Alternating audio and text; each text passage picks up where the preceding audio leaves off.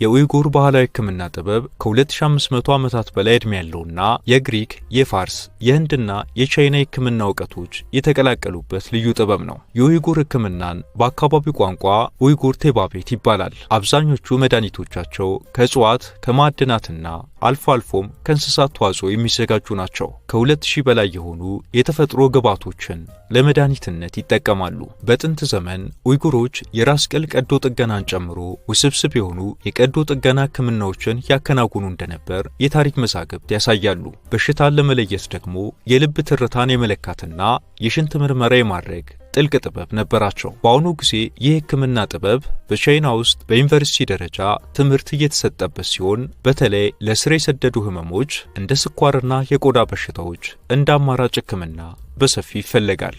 አብራችሁን ስለቆያችሁ እናመሰግናለን። ላይክ እና ሰብስክራይብ በማድረግ እንዲሁም የተሰማችሁን ኮሜንት ላይ በማስፈር አጋርነታችሁን እየጠየቀን በዚህ ጉዳይ ላይ ቢሰራ የምትሉት ቢኖር ሁሌም ዝግጁ ነን። የዛሬውን አበቃን። በያላችሁበት ሰላም